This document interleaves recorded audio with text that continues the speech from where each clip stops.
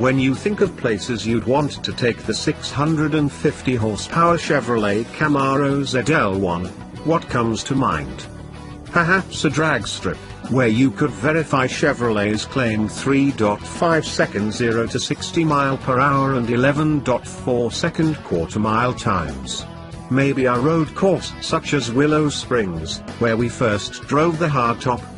How about 500 miles of relentlessly straight interstate? Well, as you may have guessed, one of these is not like the others, and it happened to be the choice of Chevrolet. To try out the current range-topping Camaro's drop-top iteration, Chevy organized a road trip from Charlotte, North Carolina, down to Daytona, Florida, in time for the 500. Which is great, but we only had a single day to make the 500-mile trip before the cars were shipped out.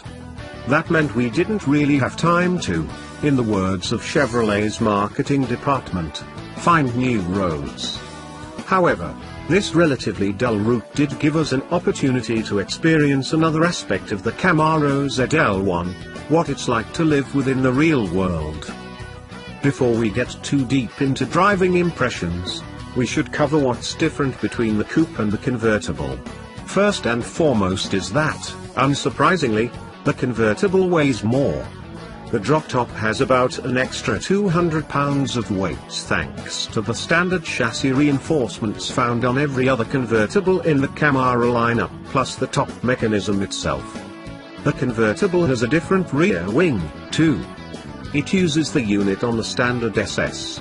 One of the key reasons for this is that the SS wing has an embedded antenna, which is necessary since there was no good place on the soft top to install an antenna. The convertible also loses the coupe's fancy electronically controlled limited slip differential. Instead it makes do with a mechanical unit. Finally, the suspension has been slightly retuned for the extra weight, and the performance data recorder is not available. Though the option is nice, this is an understandable omission, since not many convertible owners take their cars to the track. The rest of the package matches the coupe. The front fenders are the wide versions to accommodate the 285mm front tires stopped by 6-piston Brembo brakes. The back has 305s and 4-piston calipers. And most important, the same 650 horsepower, 650 pound-foot supercharged LT4 V8 is under the hood. Put simply, that engine is a hoot and two halves. It's ready at any moment to belt you up on ramps and across intersections as fast as you dare. The noise it makes is excellent, too, and it's not entirely uncivilized. In the quietest setting, which is the default for the touring drive mode and selectable in the infotainment menus, the exhaust is kept quiet, with just a bit of burble reaching your ears, as well as a faint whine from the supercharger. Crank up the revs and that mellow rumbling turns into a hearty, eager bark that overpowers any other nearby sound.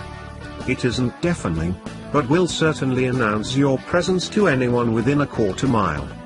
The top keeps noise to a minimum, but in 18 seconds you can drop it so you can hear the full glory of the exhaust note. The engine isn't exactly frugal, though.